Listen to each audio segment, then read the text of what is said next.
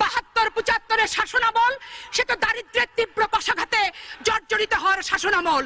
সে তো প্রতিটি মা বোনকে 72-75 শাসনামলে বাসন্তী বানানোর ইতিহাসের শাসনামল। মা তার সন্তানের ক্ষুধা মিটাতে না পেরে কচুর লতি সিদ্ধ করে তাতে বিষ মিশিয়ে সপরিবারে সেদিন আত্মহত্যা করেছিল। পত্র পত্রিকার পাতা খুললেই আপনারা সেদিন দেখবেন। তাই তো রফিক আজাদ বলেছিল, ভাত দে হারামজাদা, নইলে মানচিত্র খাবো। মাননীয় স্পিকার, নারী নির্যাতন এত ব্যাপক আকার ধারণ করেছিল যে 72-75 শাসনামলে কোন যুবতী মেয়েকে নিয়ে মা তার মেয়েকে রাতের বেলা নিজের ঘরে থাকতে পারতো না।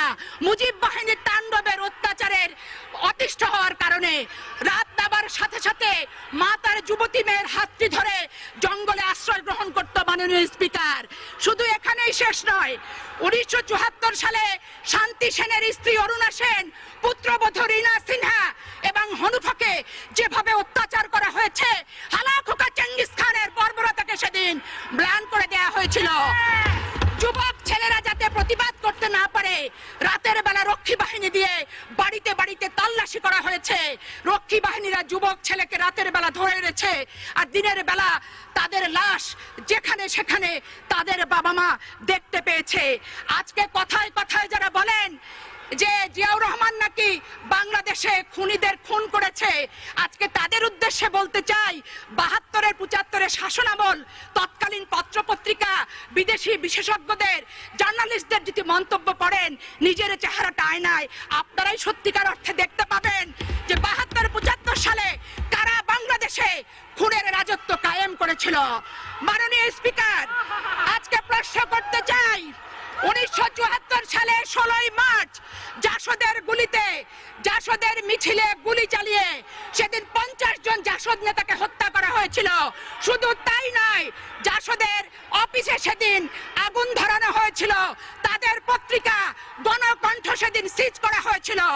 ঢাকা বিশ্ববিদ্যালয়ে 7 জন মেধাবী ছাত্রকে মেশিন গানের গুলিতে সেদিন নিশ্চিহ্ন করেছিল কার শাসনামলে? মাননীয় স্পিকার, আপনাকে প্রশ্ন করতে চাই, আমি প্রশ্ন করতে চাই, 1973 সালে পাবনার জেলখানা থেকে 5 জনকে রাতের অন্ধকারে দ্বীপচরে নিয়ে যে নির্মম নিষ্ঠুরভাবে হত্যা করে বাংলাদেশের ইতিহাসে প্রথম জেল হত্যার ইতিহাস কারা সৃষ্টি করেছিল? মাননীয় স্পিকার, আজকে প্রশ্ন করতে চাই, মাননীয় স্পিকার, আপনার মাধ্যমে সরকারি দলকে সমগ্র বাংলাদেশে 2 মিনিট শেষ করবেন। আওয়ামী লীগ দুঃশাসনের বিরুদ্ধে আওয়ামী লীগ দুঃশাসনের বিরুদ্ধে সমগ্র বাংলাদেশে জাসদ নেতা কর্মীরা সেদিন প্রতিবাদ করেছিল। আজকে জাসদ মহাজোটের অংশ হয়েছেন, খস গল্প করছেন, নিজেদের অস্তিত্ব ভুলে গেছেন, বিগত দিনের ইতিহাস ভুলে গেছেন। সেদিন 30,000 জাসদ নেতা কর্মীকে সেদিন হত্যা করা হয়েছিল। এখানেই হত্যার শেষ নয়। মাননীয় স্পিকার, সিরাজ শিকদারকে হত্যা করে বাংলাদেশের রাজনৈতিক অঙ্গনে প্রথম ক্রসফায়ার সৃষ্টি করেছিল কে? মহান জাতীয় সংসদে এসে স্বীকারোক্তিমূলক জবানবন্দি দিয়েছিলেন অবিসংবাদিত নেতা শেখ মুজিবুর রহমান। সিরাজ শিকদার এখন কোথায়?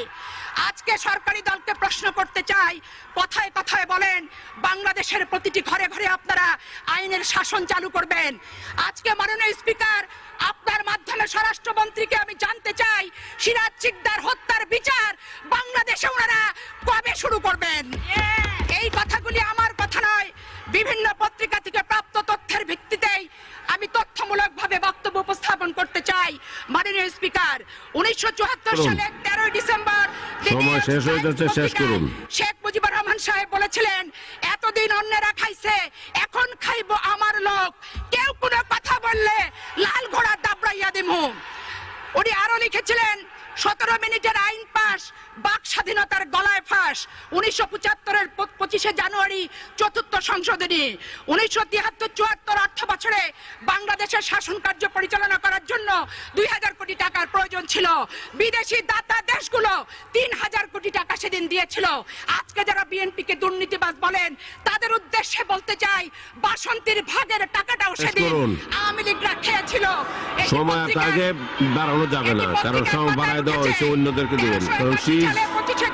শেষ করুন। ইত্তেফাকের হেডলাইন ছিল 3000 কোটি টাকার বিদেশি সাহায্য কোথায় গেল? শেষ করুন। 1974 28 ডিসেম্বর গার্ডিয়ান পত্রিকার শিরোনাম ছিল ঢাকা বিশ্বের সবচেয়ে ভীতিপ্রদ একটি শহর।